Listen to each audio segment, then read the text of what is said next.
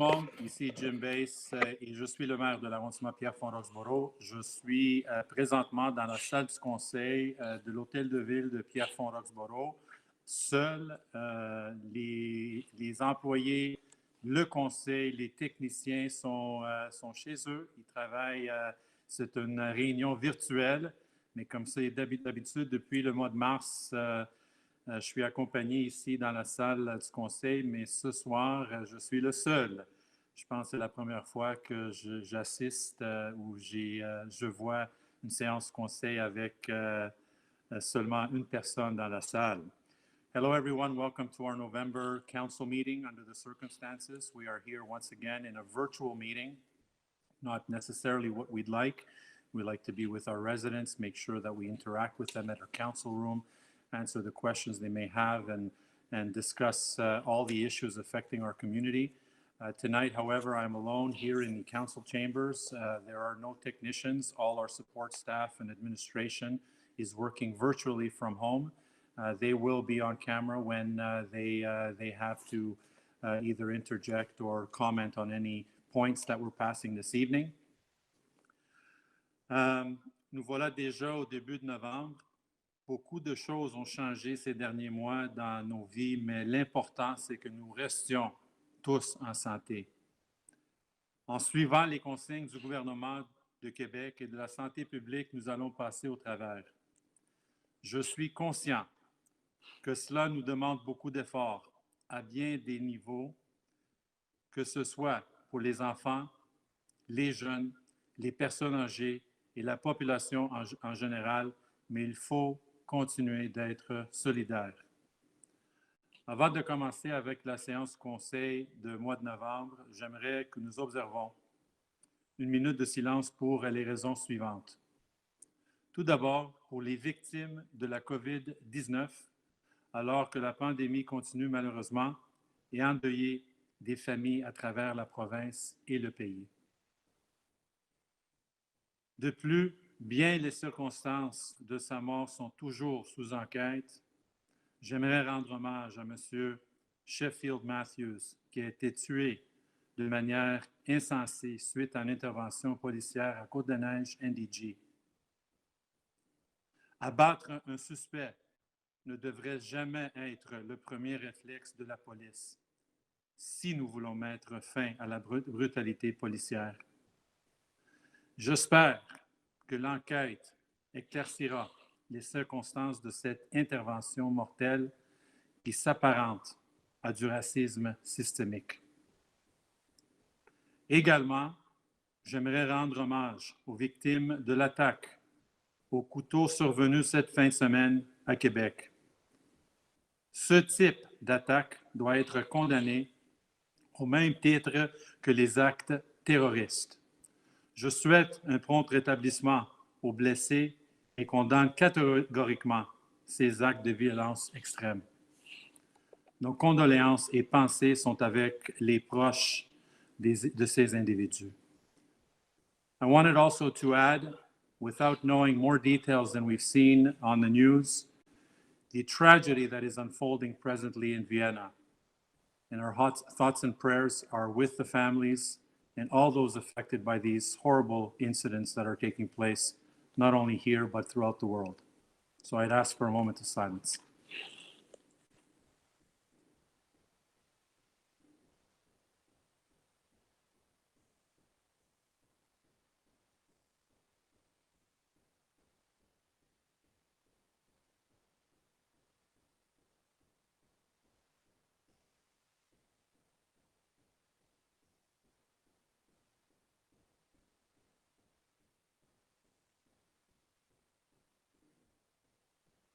Merci.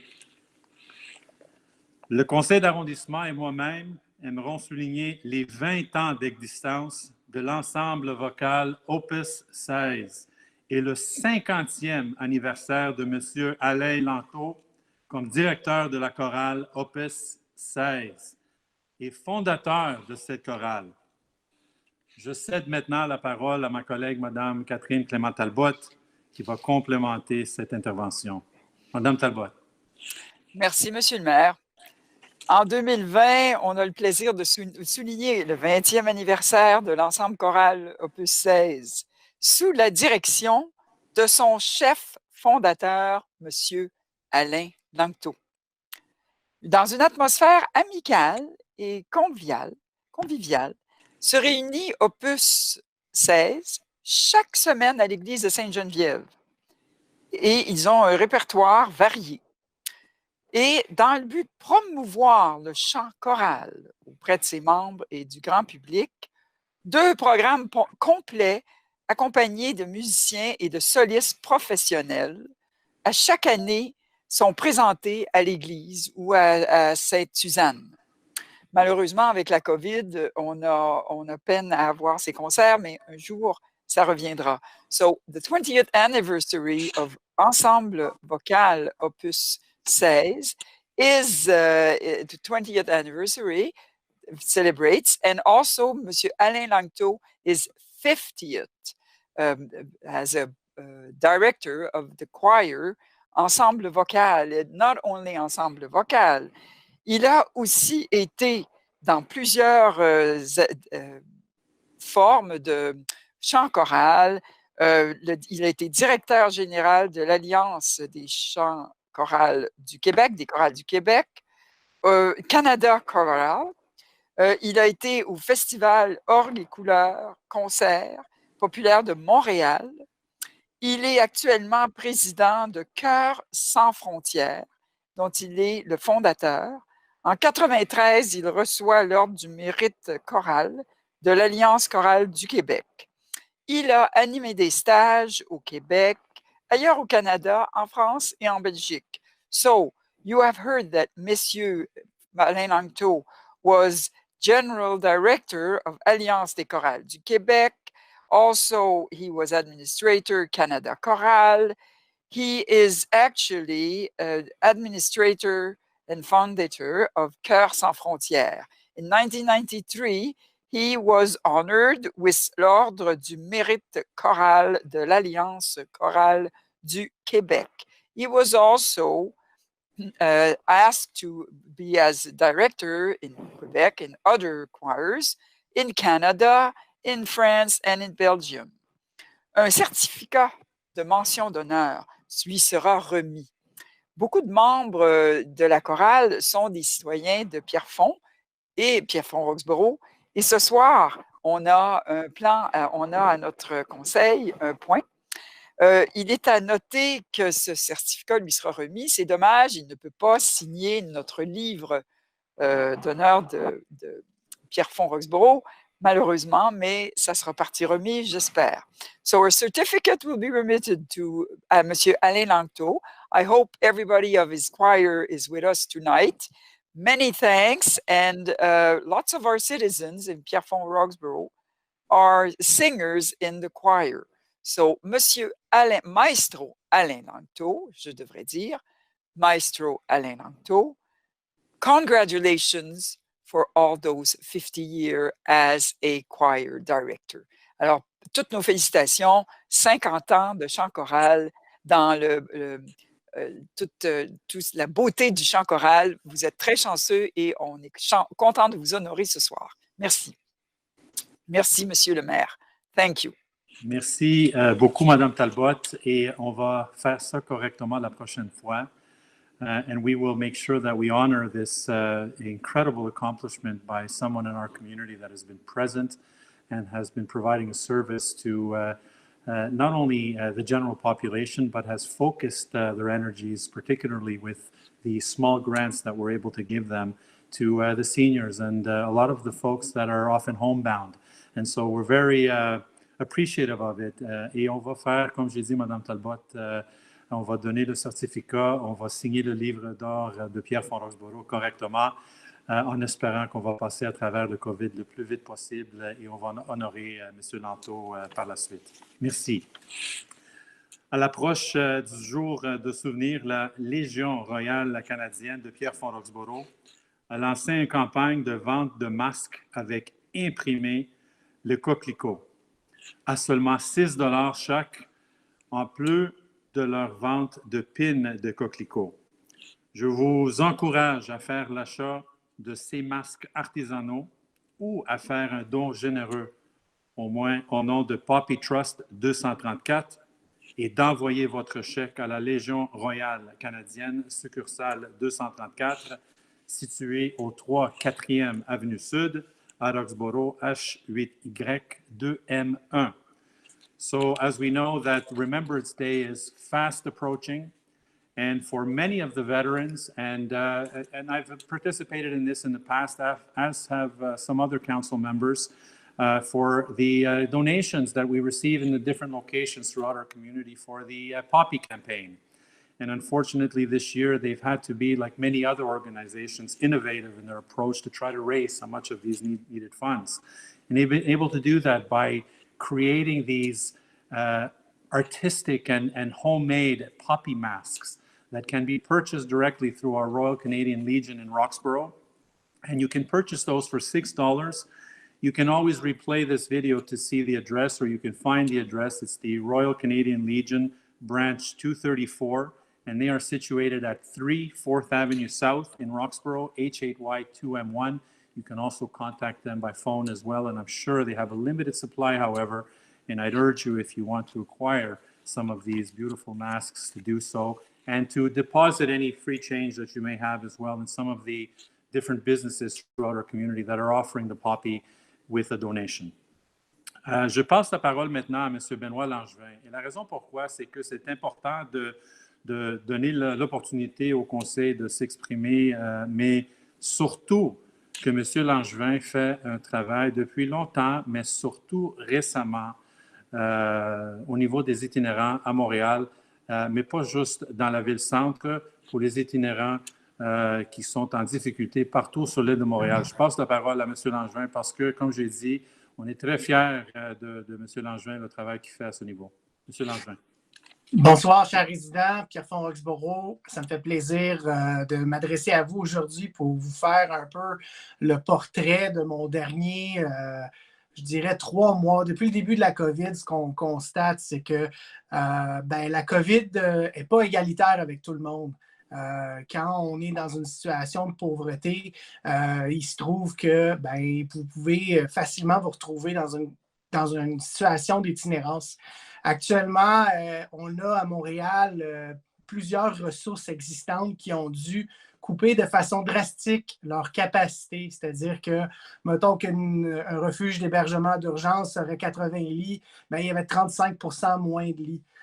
Donc, pour pallier à ça, il a fallu que la Ville de Montréal se réagisse d'une façon efficace par rapport à la situation. Et je dois dire qu'à la première vague, en effet, il y a eu une bonne réponse. Par la suite, évidemment, il y a eu une augmentation avec l'arrivée du 1er juillet, avec l'arrivée, dans le fond, de la déclaration d'une situation de crise importante au niveau du logement social à Montréal. Il y a une forte pénurie, donc on s'est retrouvé à en plus avoir une crise du logement, avoir une pandémie. Ça a exacerbé d'une façon importante tout le type d'itinérance qu'on peut juger comme invisible. Des gens qui ont des stratégies de survie qui sont du ressort de coucher dans leur auto un peu partout sur le territoire montréalais, incluant à Pierrefonds-Roxborough. On a trouvé des abris de fortune aussi dans plusieurs espaces, comme à La Chine, comme à Pierrefonds, entre autres, comme à Parc Extension, comme à Montréal-Nord. Mais il y a eu une sérieuse concentration, celle qu'on a vue beaucoup dans les médias, que je me suis fait un devoir d'exposer et de réexposer afin qu'il y ait une réponse gouvernementale des 3 niveaux gouvernement pour faire en sorte qu'on puisse justement être réactif et qu'on puisse faire en sorte que ces gens-là aient des soins de base, des soins humains qui permettraient à ces gens-là d'avoir accès à au moins un lit, un repas chaud d'une façon quotidienne. Je ne vais pas m'éterniser sur le sujet. Je vous incite à venir lire un peu tout ce qui a été fait dans le dernier mois, soit sur ma page Facebook ou soit ou dans les médias en général. Il y a eu une forte représentation de la problématique parce que la problématique a augmenté d'une façon significative à Montréal et il y a eu des réponses gouvernementales qui ont été faites. Et il y a même aussi des nouvelles approches qui sont les approches que je promouvois depuis de nombreuses années, comme entre autres avoir des hébergements d'urgence ailleurs que sur le territoire du centre-ville, mais aussi d'avoir une logique de quartier. Pierrefonds étant excentré, étant distant du centre-ville, de demander à quelqu'un de se déraciner puis d'aller au centre-ville, c'est inhumain et ça fait en sorte que ça fait juste accentuer sa marginalisation et sa désaffiliation sociale à une communauté, à une identité. Donc, sur ça, je ne vais pas prendre plus de temps et vous inciter à vraiment venir sur finalement, venez me rejoindre sur Facebook, joignez le mouvement. En tant que citoyen, on peut faire une grosse différence en s'impliquant soit dans un groupe communautaire existant ou carrément aller à la rencontre de ces gens-là sur les sites. L'itinérance n'a jamais été aussi visible à Montréal. On n'a jamais eu des tentes comme ça. Je crois qu'il va y avoir davantage d'investissements. Mais j'ai envie de vous dire qu'à Pierrefonds-Roxboro, on va avoir des solutions. Donc, sur ce, merci, M. le maire. Merci beaucoup, M. Langevin. Puis encore félicitations. Continue l'excellent travail que tu fais pour pas juste la population itinérante, mais pour tout le monde dans le fond, pas juste à l'arrondissement, mais à Montréal aussi. Bravo. N'hésitez pas à vous faire tester au moindre signe ou si vous avez la moindre inquiétude. Le centre de dépistage de la COVID-19 aménagé au centre communautaire Jerry Robertson est ouvert tous les week-ends, samedi et dimanche de 10h à 17h sans rendez-vous. So we still have our testing centers in Pierrefonds that are operating, and they are operating on Saturdays and Sundays from 10 to 5 at the Jerry Robertson Community Center. And this is, of course, without a rendezvous. And if you find any signs, if you have any signs of potentially having COVID or are worried and concerned, we urge you to go to this free testing center, and there will be representatives there that will treat you in no time at all. The actual process doesn't take long, and you should be in and out in around a half an hour from what we've been told. Je vous invite aussi à participer à grand nombre à la clinique de sang du maire, qui se tiendra le 18 et 19 novembre prochain au Centre culturel de Pierrefonds. Il faudra absolument prendre un rendez-vous pour y accéder, vu les circonstances et afin de respecter les mesures d'hygiène sanitaire. Le numéro de téléphone et l'adresse courriel pour prendre rendez-vous sont sur le site Internet de l'arrondissement. So we have our Mayor's Blood Drive that's coming up on the 18th and 19th of November at our Pierrefonds Cultural Center. All the information is found on our website, and you can find the phone number and the email address where you can make an appointment in advance, as all security measures have to be respected, and this is why we need to make an appointment beforehand. We're counting on you. We've always been successful in these in all the blood drives, actually, that we've held in Pierrefonds-Roxboro, and they're hoping to get as many as possible, as the need for blood is still there and will continue to be there for probably many months, if not longer to come. Nous vous rappelons que la bibliothèque est ouverte pour la cueillette et le dépôt de livres. Il n'est malheureusement plus possible de circuler dans l'édifice, mais sur réservation. Le personnel se fera un plaisir de vous remettre les livres demandés. So the library right now, as we had announced a little while ago, is still open, but only for pickup and drop-off of books. It is unfortunately not open for you to circulate within the library for obvious reasons. However, you can always call in advance and you can reserve your books, and we would be happy to have them prepared for you with our staff so that you can pick them up in a safe and orderly way. Madame Leroux, Louise Leroux, je passe la parole à Madame Leroux présentement. Elle va nous parler des écoles. C'est notre responsable, entre autres, des écoles, la sécurité des écoles. Et maintenant, elle a quelques mots à vous dire. So I pass the opportunity now to Madame Leroux, who will talk to us about the situation in our local schools. It is something that she knows very well. She sat as a commissioner in the past and has been involved in the school community for many years.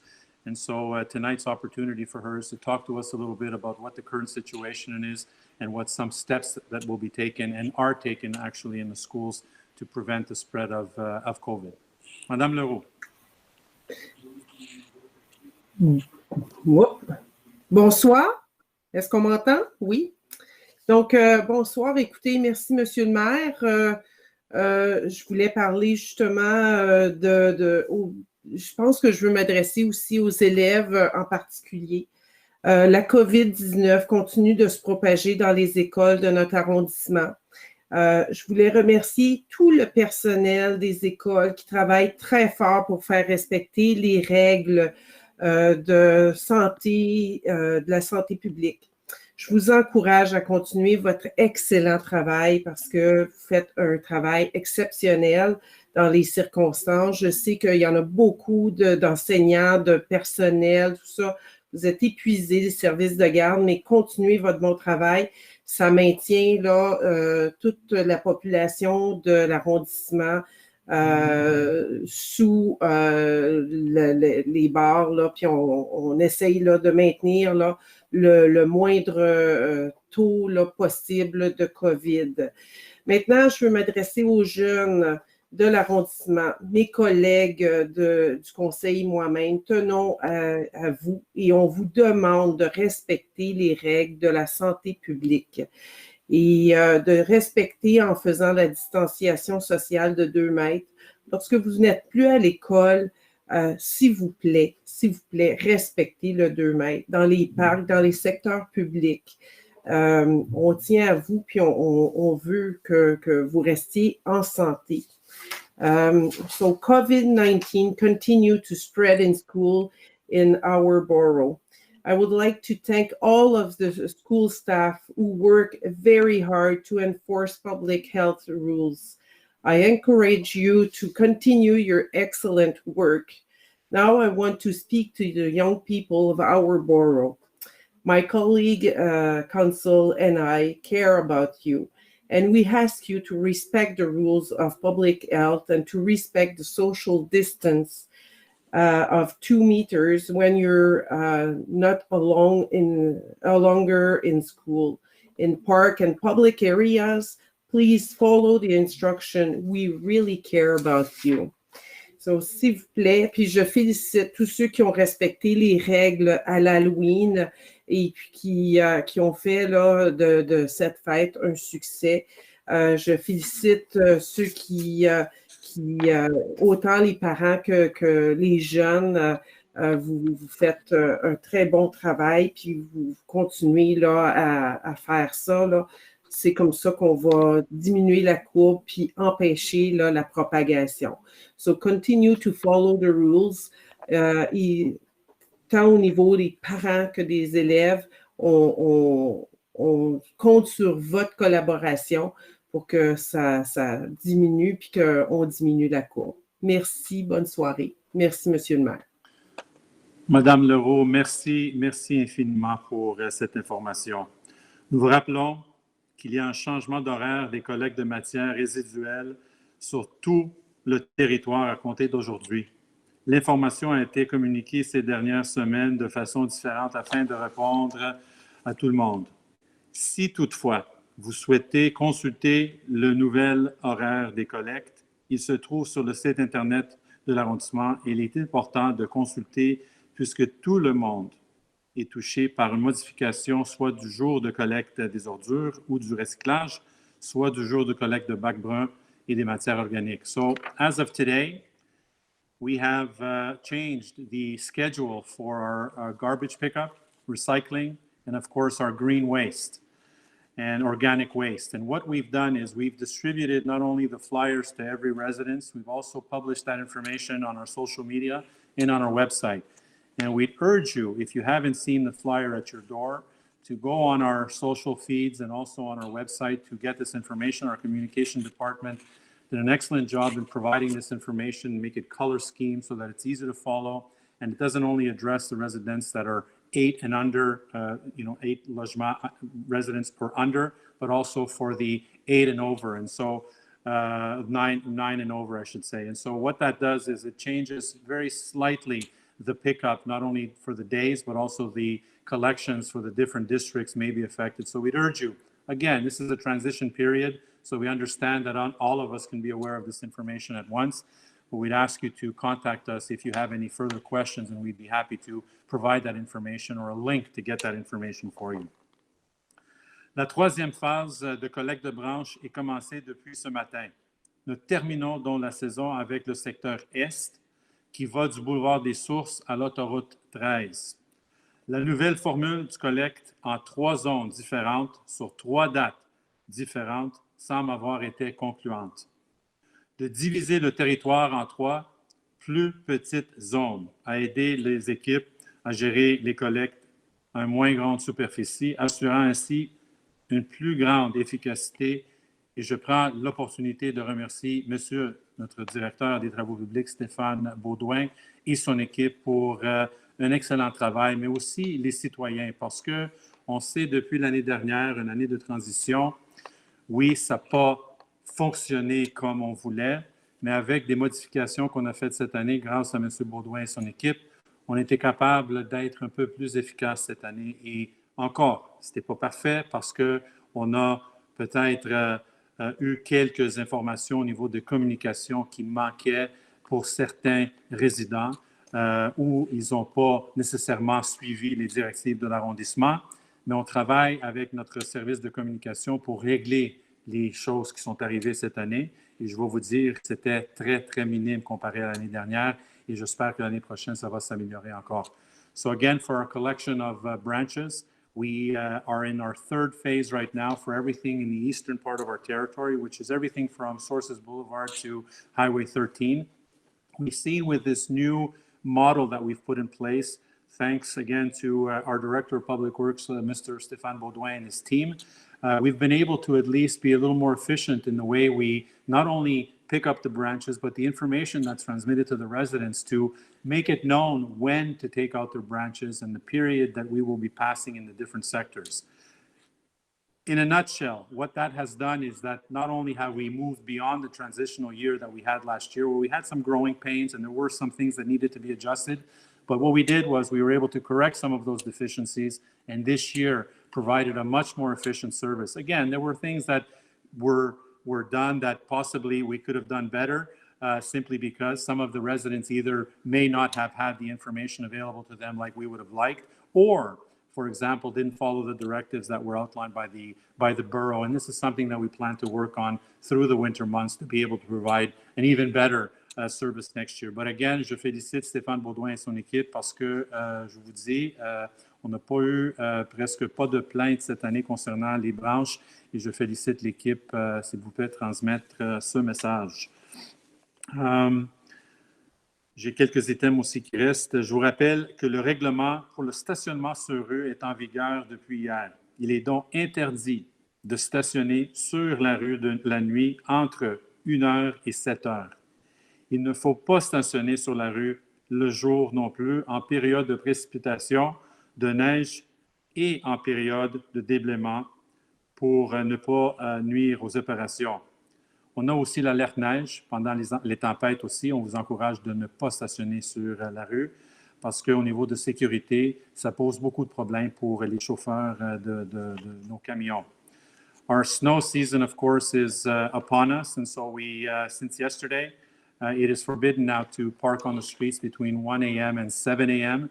And of course, this is also the case during the day when we have heavy precipitation, a lot of snow, when our snow alert is in place, or when we have snow pickup on the territory. And so we'd ask you to, as we did last year, to try to be as vigilant as you can and make sure you respect these directives to make it a little easier for not only for our drivers to do the job in an appropriate amount of time, but also to provide security not only for the drivers, but for the residents as well in these neighborhoods. Depuis hier également, l'installation des abris d'hiver est permise. Vous trouverez les détails sur le site Internet de l'arrondissement.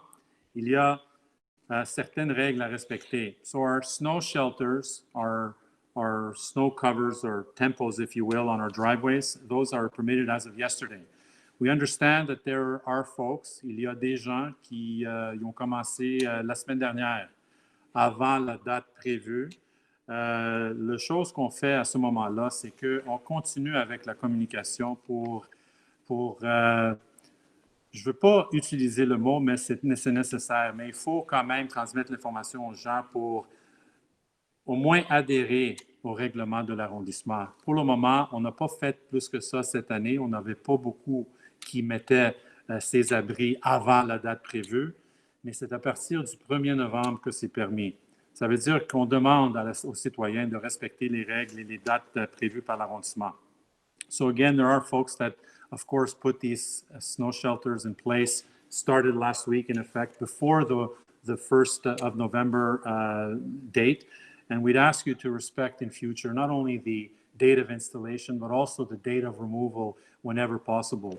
This year, what we did for the removal, we extended that delay for different reasons. It was the snow melt, it was the COVID situation, and so we were lenient on the inspectors going around to have people either given warnings or ticketed simply because we were dealing with extraordinary times. On vous demande cette année de faire la même chose, puis si c'est nécessaire, on va prolonger la date pour enlever ces abris, mais pour le moment, s'il vous plaît, respectez les dates prévues par l'arrondissement.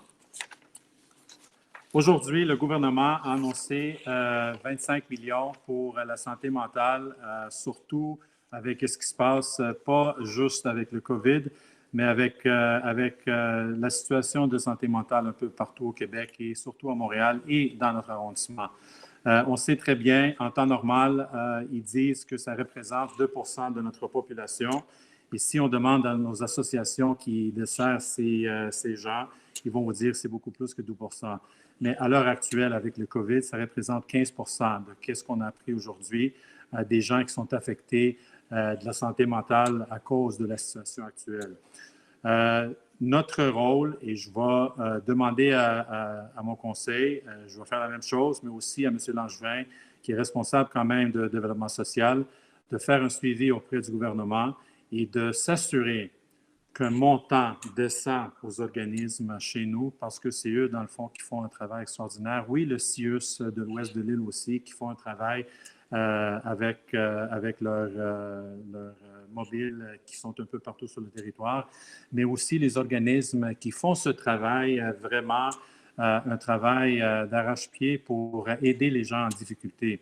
So we know the government today announced a $25 million, with details to be announced in terms of how that will be distributed for mental health issues that is plaguing our communities. And this is due, of course, to COVID and among other reasons, but particularly with COVID. We were told today that in normal circumstances, mental health affects possibly 2% of the population.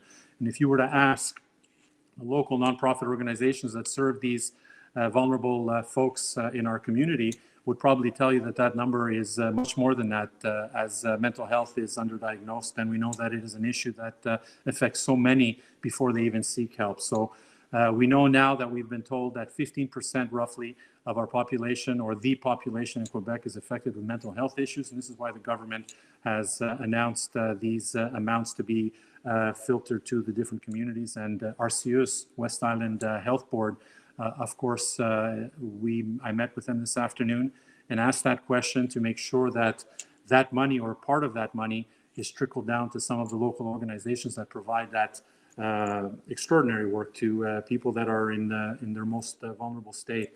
And I'm asking again the council, myself, of course, but particularly Benoit Langevin, who is championing the social development file to be after the stakeholders to make sure that part of that money comes back to our local organizations that are tirelessly doing the work day in and day out.